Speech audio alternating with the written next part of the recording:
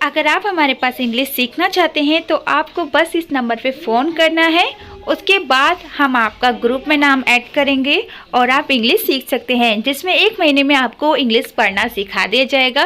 फिर आपको चाहे बिल्कुल इंग्लिश ना आती हो, आपको फिर भी इंग्लिश सिखा दी जाएगी। जल्दी से कॉल कीजिए। यहाँ पर आप देख रहे हैं 1, तो ONE 1 स्टार्टिंग में अगर कहीं पर भी 1 लिखा होगा तो उसको आपको 1 ही पढ़ना है, ओ नहीं पढ़ना है, ठीक है।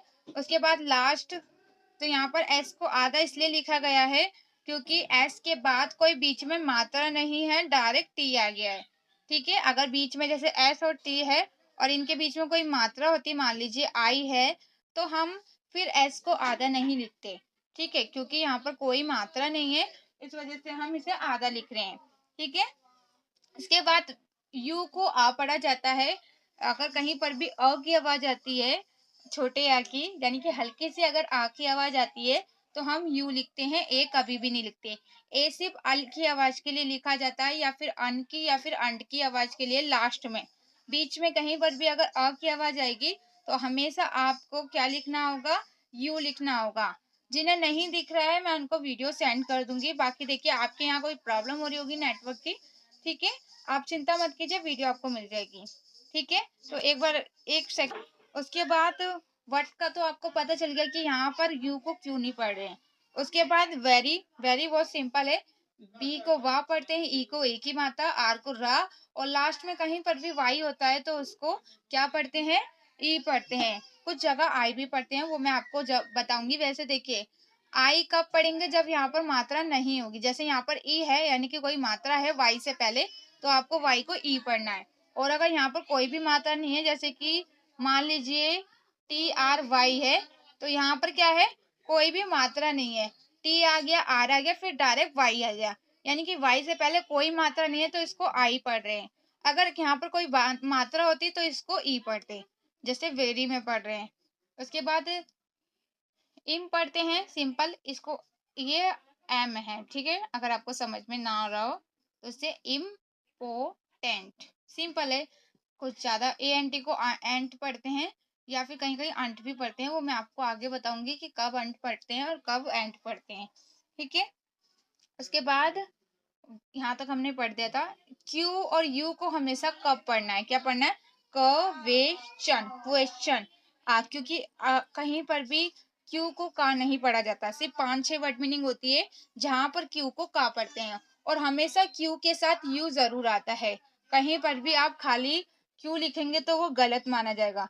कहीं पर भी अगर क्यू, क्यू, व्यू, अगर इसकी आवाज आ रही है तो हमेशा आपको क्यू के साथ यू लिखना ही होगा, ठीक है। उसके बाद एस को श पढ़ रहे हैं। देखिए एक चीज मैं आपको समझा दूं, यहाँ पर मैंने शायद आपको पहले भी समझाई होगी, लेकिन मैं एक बार और समझा देती हूँ। जैसे कि TION, TION को सन पढ़ते हैं, मैंने आपको बताया था, ठीक है। कहीं पर भी TION होगा तो आपको इसे सन पढ़ना होगा, लेकिन अगर इससे पहले ये वाला एस होगा, जैसे यहाँ पर ये वाला एस है, तो हम इसे सन की जगह चन पढ़ेंगे। क्या पढ़ेंगे, चन पढ़ेंगे। और अगर एस नहीं है, कुछ और है, जैसे सी है, कुछ भी है, तो आपको सन पढ़ना है। लेकिन अगर TION से पहले एस है तो वहां पर इसे चन पढ़ना है, याद रखिएगा। जैसे हम सचन, क्योंकि सा को तो शाह पढ़ेंगे ही, लेकिन जो TION है इसको चन पढ़ा जाएगा। ये चीज हमेशा याद रखिएगा। TION को वैसे तो सन ही पढ़ते हैं, लेकिन अगर TION से पहले एस है तो आपको उसको चन पढ़ना है, ठीक है। उसके बाद कहीं पर भी ए अकेला होता है तो उसको आपको आ पढ़ना है, ए कभी नहीं पढ़ना है, ठीक है। उसके बाद जैसे कि ER, तो कहीं पर भी अगर अर की आवाज आ रही है तो आपको ER लिखना होता है, आपको पता ही होगा, ठीक है। लेकिन कहीं कहीं AR भी लिखते हैं, वो भी मैंने आपको बताया, लेकिन वो मैं आपको आगे समझा दूंगी कि ER और AR में क्या फर्क है, ओके। उसके बाद जैसे पर, उसके बाद स, और ON को अन भी पढ़ा जाता है कहीं कहीं। कहाँ पर अन पढ़ा जाता है वो मैं आपको समझा दूंगी। वैसे कुछ जगह ON को अन पढ़ते हैं, OL को भी अल पढ़ते हैं। लास्ट में AL होगा तो उसको अल पढ़ा जाएगा। कहीं पर भी मैंने बताया अल की या ऑल की आवाज आएगी तो आपको AL या फिर ALL लिखना होता है। यहाँ पर अल की आवाज आई है तो इसलिए हमने AL लिखा है। कहीं पर भी लास्ट में अल की आवाज आएगी तो आपको AL लिखना होगा। उसके बाद यानी कि आ पढ़ते हैं। उसके बाद डबल एस को शाह पढ़ेंगे, 2 बार शाह नहीं पढ़ते हैं। आई को ई की मात्रा पढ़ते हैं, चाहे वो छोटी ई की मात्रा हो या बड़ी ई की मात्रा, दोनों के लिए ही आप आई लिख सकते हैं। आप अगर कोई सी भी मात्रा है छोटी बड़ी, तो आपको ई की मात्रा के लिए आई लिखना कोई गलत नहीं माना जाएगा, वो सही माना जाएगा। उसके बाद एस को आधा शाह पढ़े, क्योंकि एस और टी के बीच में कोई मात्रा नहीं है, इसलिए एस को आधा शाह पढ़ रहे हैं, ठीक है। उसके बाद टी को टा पढ़े, ए एन टी को एंड पढ़ते हैं। ज्यादातर एंटी पढ़ते हैं, अंट कहीं कहीं मैं आपको बाद में बता दूंगी, लेकिन आपको क्या पढ़ना है अभी इतना याद रखिए, एंड पढ़ना है। क्या पढ़ना है? एंड पढ़ना है, ठीक है। तो असिस्टेंट हो गया। उसके बाद में, क्योंकि ए वाई को ए की मात्रा पढ़ा जाता है, कहीं पर भी अगर ए और वाई साथ में होगा तो आपको उसको ए की मात्रा पढ़ना होगा। क्या पढ़ना होगा? ए की मात्रा पढ़ना होगा, जैसे मैंने आपको सिखाया भी है। तो एम को माँ पढ़ेंगे, ए वाई को ए की मात्रा यानी कि मे। उसके बाद अगर यहाँ पर देखिए एच को हा पढ़ रहे हैं और ए के बाद अगर एक वर्ड छोड़ के ई होता है तो ए को ए पढ़ते हैं और लास्ट वाले ई को नहीं पढ़ते हैं। इसीलिए हमने ए को ए पढ़ा और वी को वा पढ़ा और लास्ट वाले ई को हमने नहीं पढ़ा। क्यों? क्योंकि लास्ट में कहीं पर भी ई को नहीं पढ़ा जाता, सिर्फ 3 वर्ड मीनिंग को छोड़ के।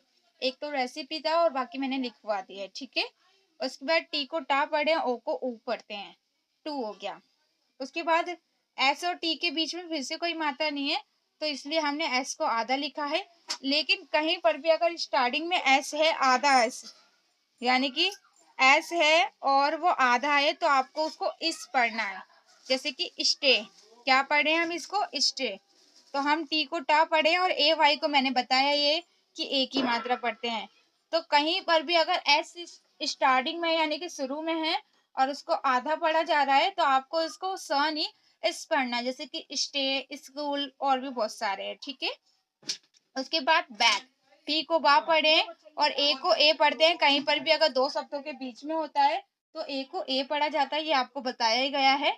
और सी के को हम क पढ़ते हैं, तो बैक हो गया। क्योंकि आपको पता ही है ए कहीं पर भी अगर बीच में होता है तो ए को ए पढ़ते हैं, ठीक है, जैसे बैक।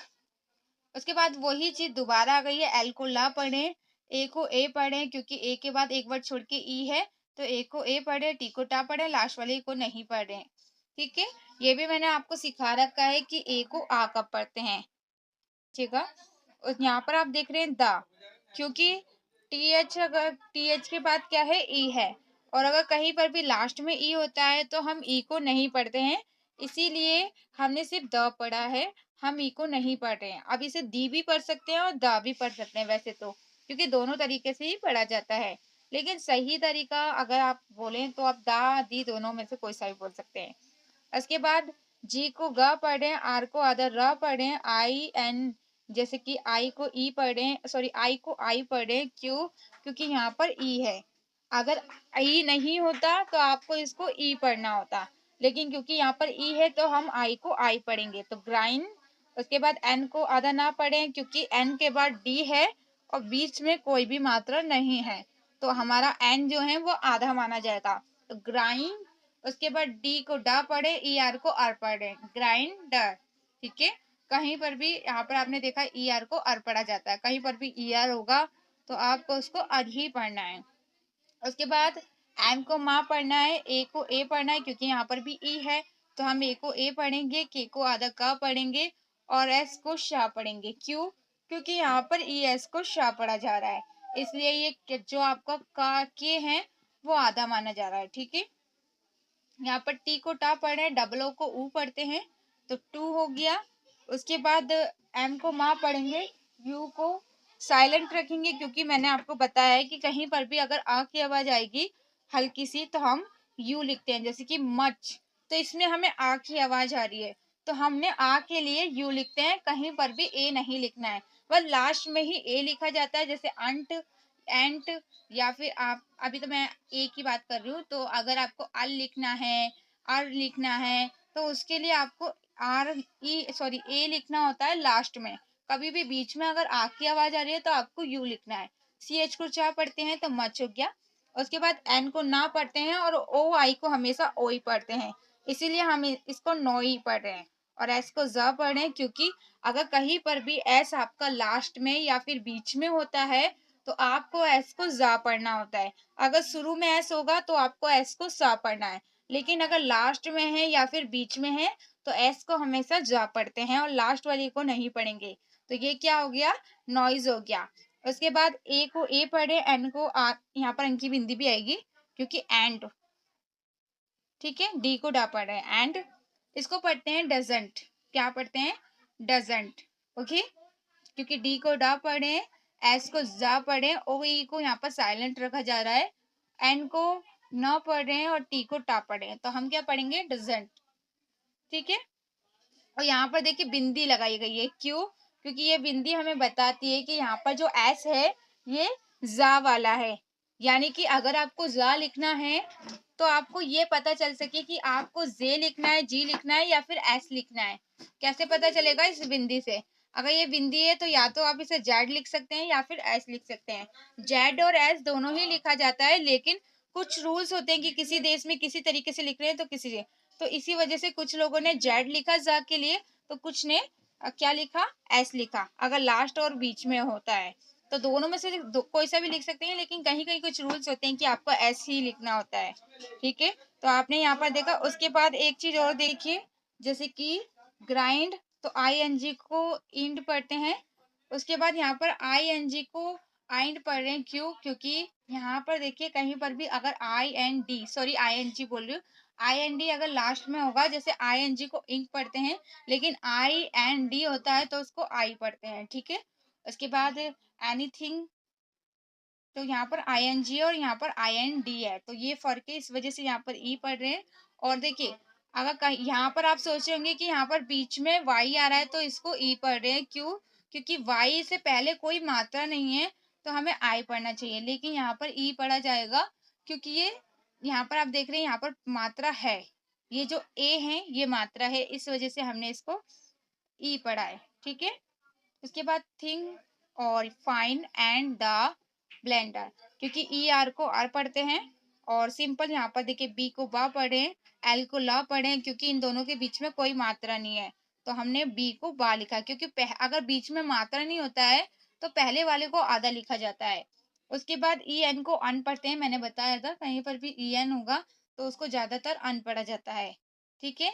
उसके बाद एल को यहाँ पर वैसे तो अन पढ़ा जाता है, लेकिन हम अन क्यों नहीं पढ़ रहे हैं, क्योंकि यहाँ पर एल को ये बीच में है। अगर ई एन कहीं पर भी लास्ट में होता है तब हम उसे अन पढ़ते हैं, लेकिन क्योंकि ये बीच में है तो हम इसे अन नहीं पढ़ेंगे। और हाँ, ए एन को भी अन पढ़ते हैं, लेकिन कहाँ पर, जब वो लास्ट में होता है। ये रूल्स बीच के लिए नहीं होते हैं, ये हमेशा लास्ट में देखे जाते हैं। ब्लेंडर, उसके बाद आप देख रहे हैं डजंट, जो मैंने पहले सिखाया था।